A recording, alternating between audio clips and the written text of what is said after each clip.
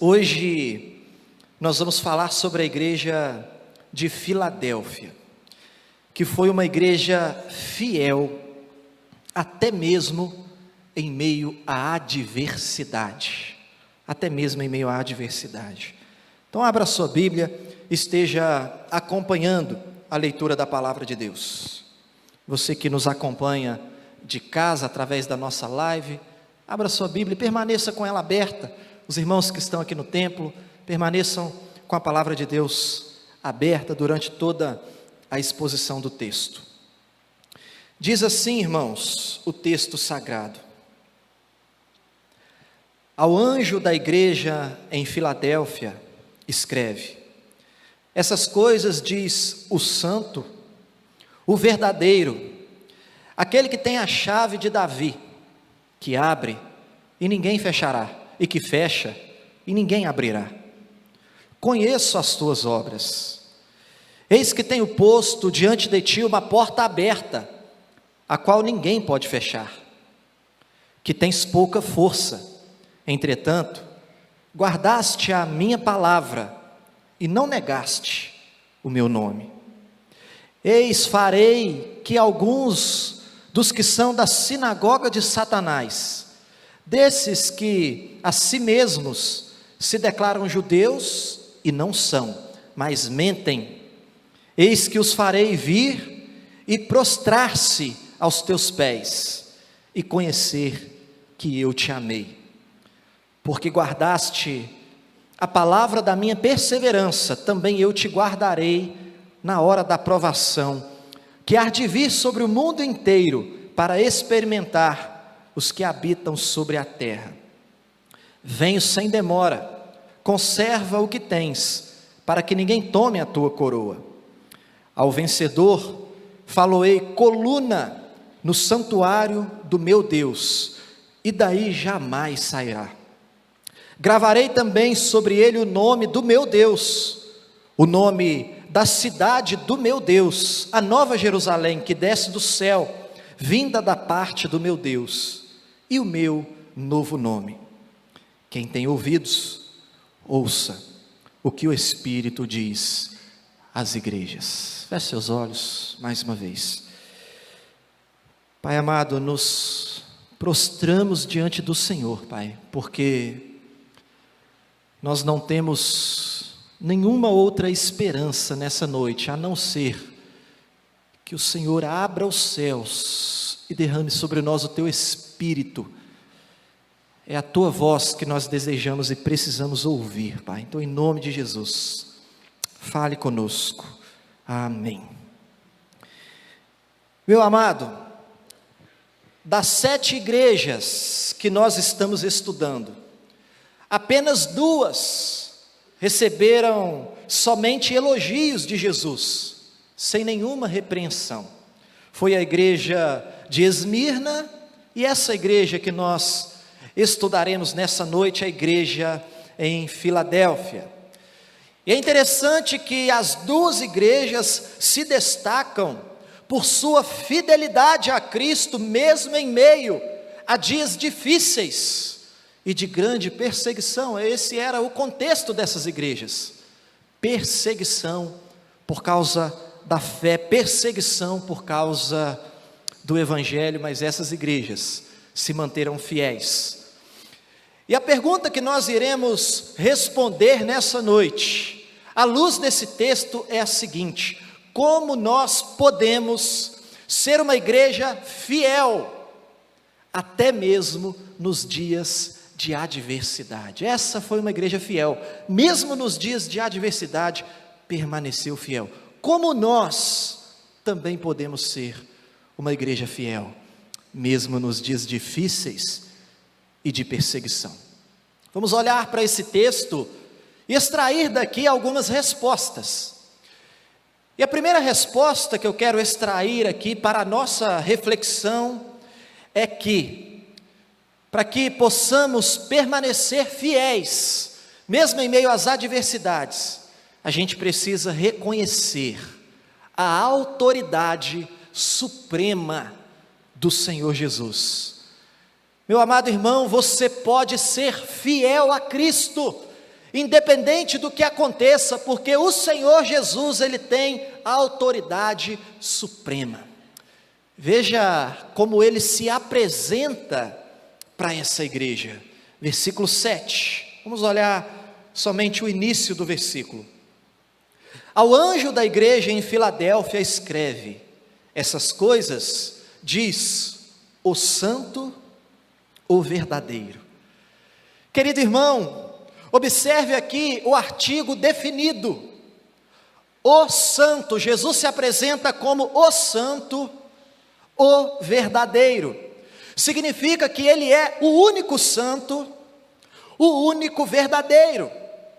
Em contraste com os deuses pagãos daquele contexto que aqueles irmãos viviam ali naquela cidade no primeiro século, Cristo é o único Deus verdadeiro. E em contraste com o imperador romano, que era também adorado como Deus, Jesus se apresenta como o único santo, o único perfeito. É como se ele dissesse: ninguém pode ser comparado a mim, eu sou o santo, o verdadeiro. Jesus não é mais um ídolo, não, Ele é o Todo-Poderoso, a quem o Pai lhe deu autoridade sobre o céu e sobre a terra. Mas o texto diz mais. Volte seus olhos novamente para o versículo 7. Ao anjo da igreja em Filadélfia escreve: essas coisas diz o santo, o verdadeiro, aquele que tem a chave de Davi, que abre e ninguém fechará, e que fecha e ninguém abrirá. Querido irmão, Jesus está dizendo aqui que Ele é aquele que tem autoridade sobre tudo e sobre todos. Jesus está mostrando aqui que Ele tem toda a autoridade no céu e na terra. E para a gente entender melhor o significado dessa expressão aqui, aquele que tem a chave de Davi, que abre e ninguém fecha, que fecha e que ninguém abre, é importante a gente se lembrar do texto do profeta Isaías. Eu não vou ler aqui o texto, mas eu vou explicar o que acontece em Isaías 22, verso 20 e 22, depois você pode ler com calma. Diz o seguinte, irmãos: o rei Ezequias, nós sabemos que ele reinava sobre a casa de Davi, e o rei Ezequias, ele tinha um servo chamado Eliaquim, e esse homem, Eliaquim, ele era o guardião dos tesouros do rei. Somente esse homem possuía as chaves para abrir o tesouro real. Ou seja, Eliaquim, aquele que tinha a chave dos tesouros do reino de Davi, ele era o único que controlava o acesso ao cofre do reino. Somente ele poderia abrir a porta que dava acesso às riquezas da casa de Davi. E quando você for olhar o texto em casa com calma, você vai ver que o texto tem a mesma expressão que nós encontramos aqui em Apocalipse. O texto diz: quando Eliaquim abre, ninguém fecha, quando ele fecha, ninguém abre. É ele que controla quem acessa os tesouros da casa de Davi.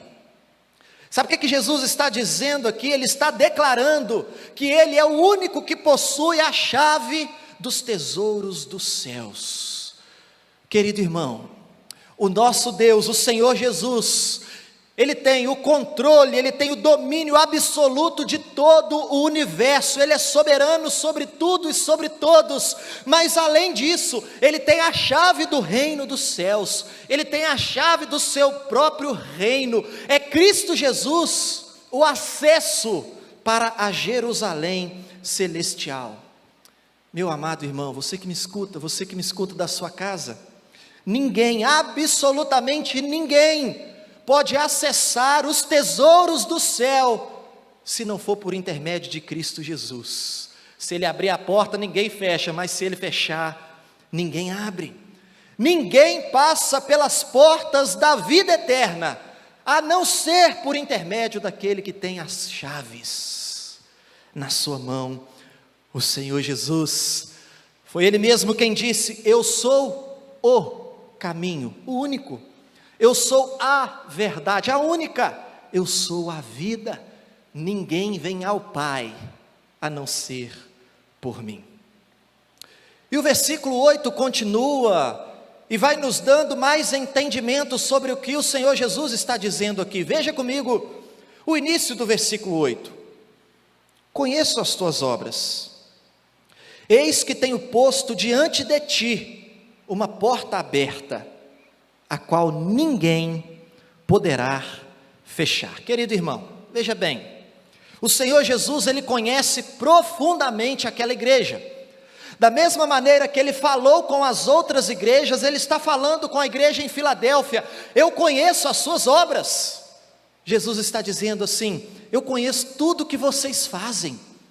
Inclusive eu conheço a adversidade que vocês estão enfrentando. Inclusive eu conheço a perseguição que vocês estão enfrentando por causa do Evangelho. Por causa da fidelidade ao Evangelho. Eu conheço, o Senhor Jesus está dizendo para eles. Mas é como se Jesus dissesse assim: olha, eu conheço, eu sei tudo que vocês estão vivendo, mas fica tranquilo, que eu coloquei diante de vocês uma porta aberta, que ninguém pode fechar. Eu conheço as suas obras, eu conheço a perseguição, eu conheço a adversidade, mas a porta que eu estou abrindo diante de vocês é muito maior e muito melhor do que qualquer crise que o mundo possa trazer para a igreja. Fica tranquilo. E alguns estudiosos vão dizer que essa porta aberta diante dos crentes daquela igreja é o próprio Cristo.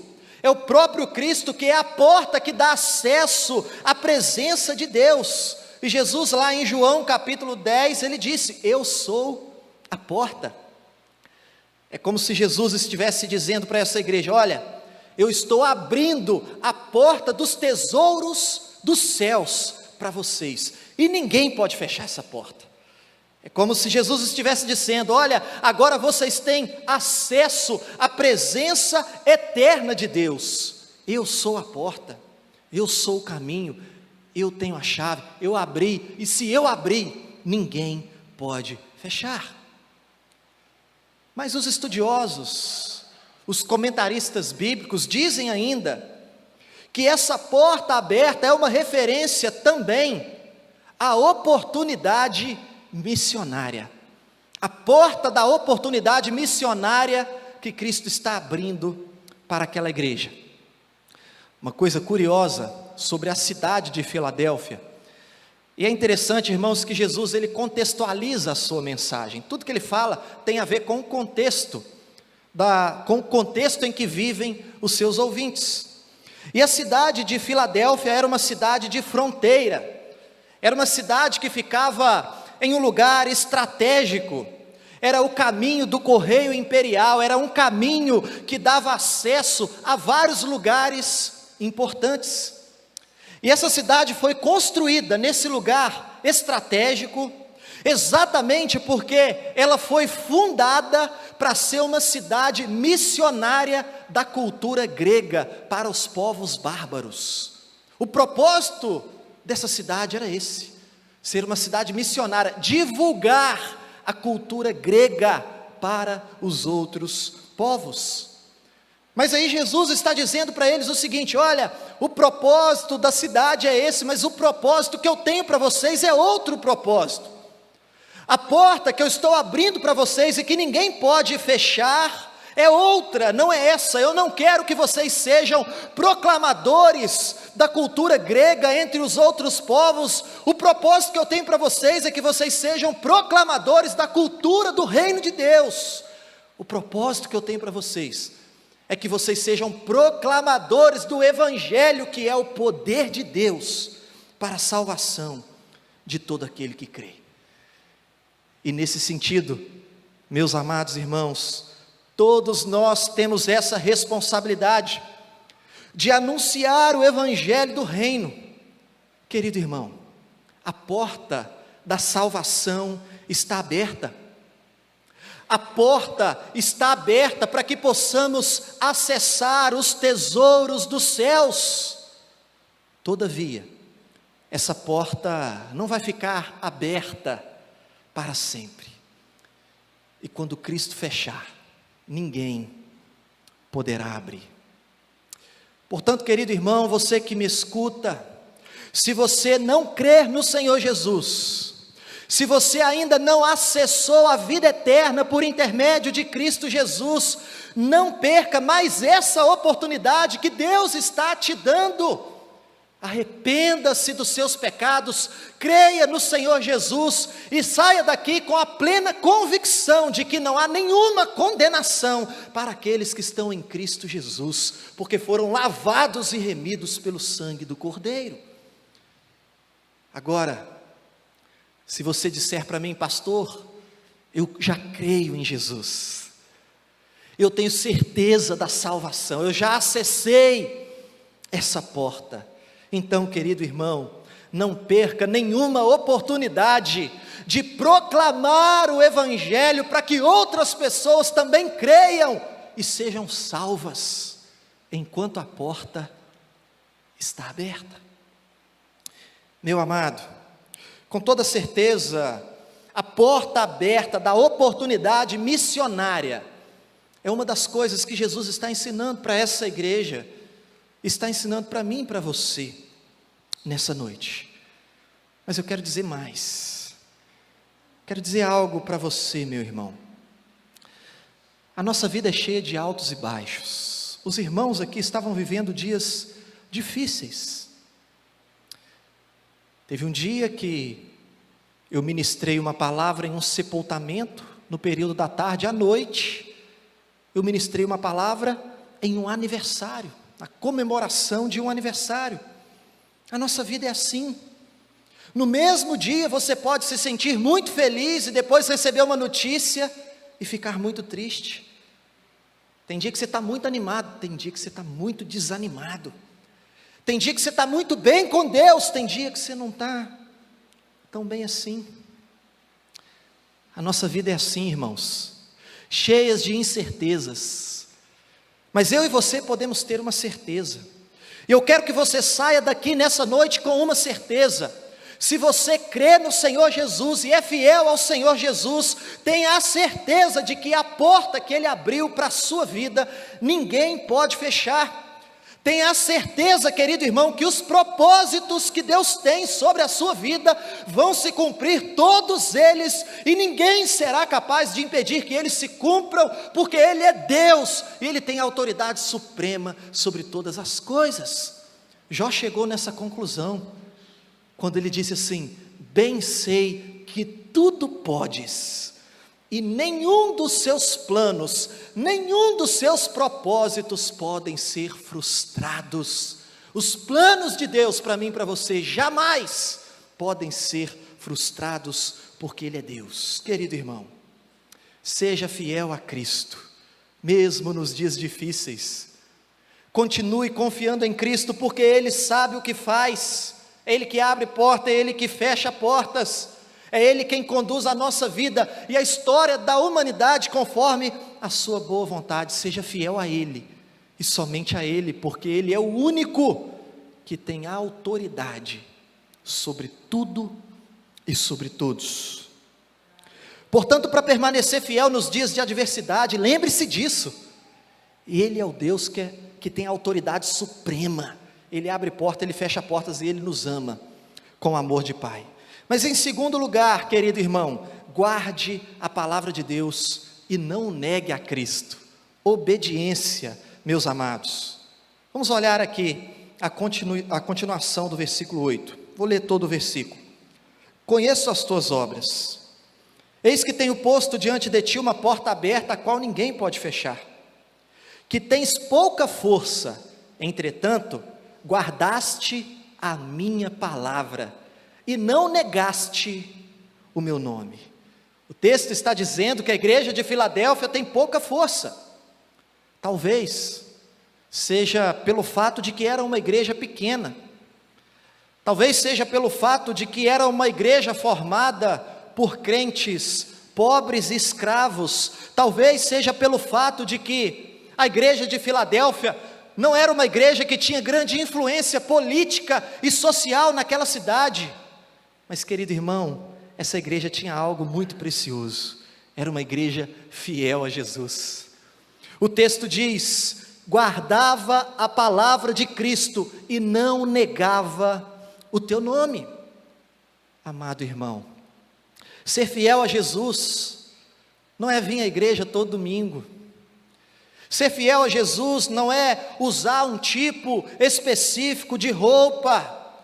Ser fiel a Jesus é guardar a palavra de Jesus em seu coração e obedecer essa palavra. Ser fiel a Jesus, amado irmão, é não distorcer a palavra de Deus. Ser fiel a Jesus é jamais negociar as verdades absolutas da palavra de Deus. Infelizmente, muitas igrejas estão abraçando um progressismo ideológico em nome do politicamente correto, porque querem ficar bem com a sociedade, querem agradar todas as pessoas, não querem ser perseguidas pelo mundo. Infelizmente, muitas igrejas estão abrindo mão da verdade do Evangelho e abraçando todas as novidades do mercado gospel, com a finalidade de atrair pessoas a qualquer custo e alcançar fama e sucesso. Todavia, meu amado irmão, uma igreja verdadeiramente avivada, uma igreja que agrada a Deus, que cumpre os propósitos de Deus, não é a igreja que se abre às novidades do mercado da fé, muito pelo contrário, é a igreja que se volta com fidelidade às antigas verdades do Evangelho da graça do Senhor Jesus. Você se lembra da igreja de Sardes? Tinha nome e tinha fama, mas não tinha vida. Filadélfia era diferente, não tinha fama, mas tinha vida e poder. E veja, eu não estou dizendo que uma igreja fiel não pode crescer, não é isso. Uma igreja fiel pode e deve crescer, mas cresce de forma saudável, com conversões genuínas através da pregação e da obediência à palavra de Deus. Então perceba que Filadélfia era uma igreja pequena em tamanho e força, mas grande em poder e fidelidade a Deus. Deus muitas vezes faz assim, meus irmãos, escolhe as coisas fracas para envergonhar as fortes. E amado, a força de uma igreja fiel não vem de fora e nem de dentro, a força de uma igreja fiel vem do alto. A força de uma igreja fiel vem daquele que está sentado no alto e sublime trono, e não há nome acima do seu nome, vem de Cristo Jesus, aquele quem entregou a vida pela igreja. Portanto, o fiel é aquele que obedece à palavra de Deus, e jamais nega o seu Senhor, jamais nega o Evangelho. Você já ouviu falar no homem chamado John Bunyan? Se você não ouviu falar nele, certamente você já ouviu falar no livro mais famoso que ele escreveu, O Peregrino, um dos livros mais vendidos no mundo. Esse homem era um homem fiel a Deus. Ele ficou preso por 12 anos da sua vida, pela sua fidelidade, porque ele pregava o Evangelho genuíno, e ele sofria muito, irmãos. Nos seus escritos a gente consegue ver o seu sofrimento, mas não era nem porque ele estava preso, é porque ele tinha uma filhinha com deficiência auditiva, e ele sofria, porque ele dizia o seguinte: como eu gostaria de proteger a minha filha, eu fico aqui, eu não sei se ela está bem, eu gostaria de cuidar dela, de protegê-la da maldade desse mundo, mas eu não posso porque eu estou aqui preso. O guarda que vigiava a sua cela dizia para ele: John Bunyan, vai para casa cuidar da sua família, vai para casa proteger a sua filhinha. É só você negar a Cristo, é só você parar de pregar o Evangelho, você vai poder proteger a sua filhinha. E a resposta dele era a seguinte: se me soltar hoje, pode me procurar amanhã na praça da cidade, que eu estarei ali anunciando o Evangelho do meu Senhor. Jamais irei desobedecer ao meu Deus, jamais negarei o Cristo que um dia se entregou por mim. Obediência, isso é fidelidade, jamais negar o Senhor Jesus.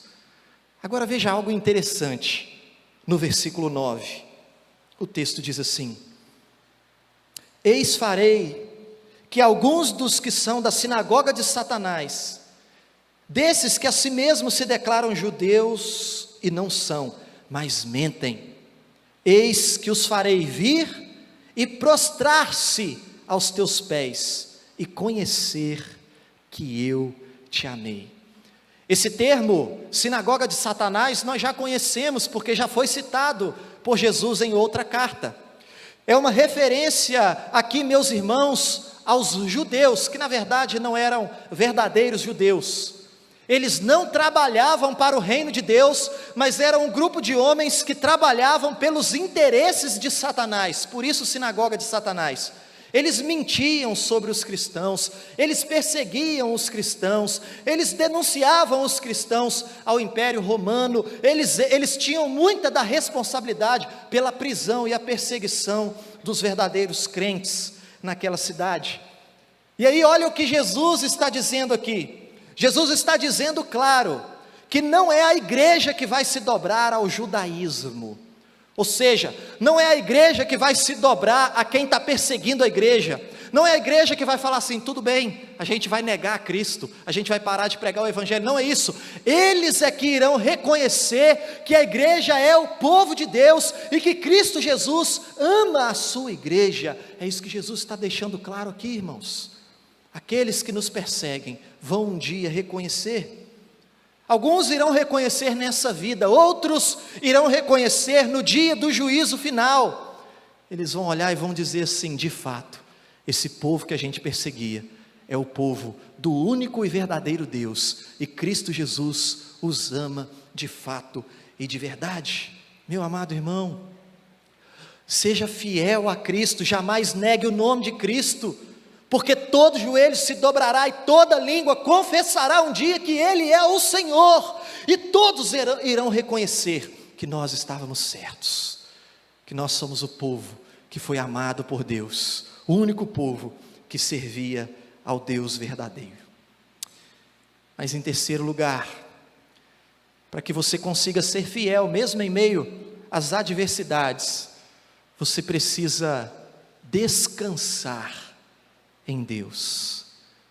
Meu amado, se as coisas estiverem difíceis, descanse em Deus e continue sendo fiel. Veja comigo o versículo 10: porque guardaste a palavra da minha perseverança, também eu te guardarei da hora da provação que há de vir sobre o mundo inteiro, para experimentar os homens que habitam sobre a terra. Veja o que esse texto está dizendo. Aqueles que guardaram a palavra, os fiéis, também serão guardados por Deus. Deus promete proteção à sua igreja. E aqui eu me lembro de um salmo que todos nós conhecemos muito bem, o Salmo 125, que diz assim no verso 1 e no verso 2: os que confiam no Senhor são como o monte Sião, que não se abala, firme para sempre, como em redor de Jerusalém estão os montes, assim o Senhor em derredor do seu povo, desde agora e para sempre. Querido irmão, o texto aqui está nos dizendo que assim como Sião estava protegida por montanhas de todos os lados, assim o nosso Deus está ao redor daqueles que o amam e que são fiéis. É a promessa de proteção. Todavia algo precisa ficar claro para nós. Essa proteção de Deus não significa de jeito nenhum que os cristãos não vão enfrentar tribulações. Não, nós vamos sim. Mas significa que nós vamos enfrentar as tribulações debaixo das asas do nosso Deus, com o nosso Deus do nosso lado, nos sustentando.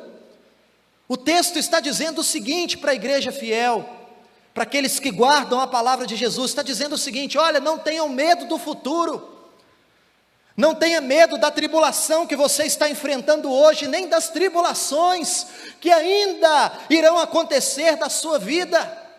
O texto está dizendo para nós, amados irmãos, não tenham medo das incertezas do dia de amanhã, não tenham medo das notícias ruins, não tenham medo das novas crises, porque da mesma maneira que vocês guardaram a palavra de Deus, o Senhor irá guardar a vida de vocês nos dias da tribulação. Foi Ele mesmo quem disse: eis que estarei convosco todos os dias até a consumação dos séculos.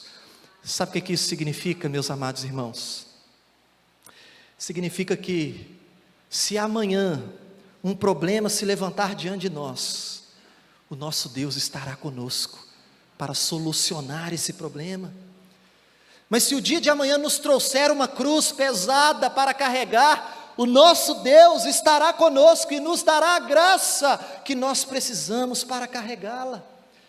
E se o dia de amanhã for um dia de luta, com toda certeza o nosso Deus estará conosco e nos dará a coragem e a força que nós precisamos para lutar. E se o dia de amanhã, querido irmão, for um dia de luto, um dia de dor, o nosso Deus estará conosco e nos dará o alento, o conforto que nós precisamos para superar o luto e a dor. Seja o que for que o dia de amanhã nos trouxer, não há o que temer, porque o nosso Deus estará conosco. É Ele quem protege a igreja, e as portas do inferno, diz a Bíblia, não vão prevalecer contra a igreja de Deus. Essa promessa que Deus faz aqui para os fiéis: vocês guardaram a minha palavra, eu também vou guardar vocês nos dias da tribulação. Mas por fim, para a gente encerrar, para ser fiel, querido irmão, mesmo nos dias de adversidade, você precisa viver confiando nas promessas de Deus. Volte seus olhos para o versículo 12, e vamos ver quais são as promessas que Deus faz aqui para os fiéis. Diz assim: ao vencedor falo-ei coluna no santuário do meu Deus, e daí jamais sairá. Gravarei também sobre ele o nome do meu Deus, o nome da cidade do meu Deus, a nova Jerusalém que desce do céu, vindo da parte do meu Deus, e o meu novo nome. Querido irmão, o vencedor aqui é aquele que permanece fiel. O vencedor aqui é aquele que guarda a palavra de Deus e não nega o nome de Cristo Jesus. E aqui no versículo 12 nós encontramos 3 promessas para o vencedor.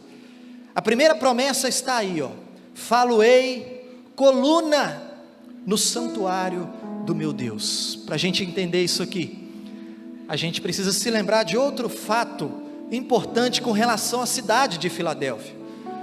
Os habitantes de Filadélfia enfrentavam terremotos constantes, haviam muitos terremotos naquela cidade.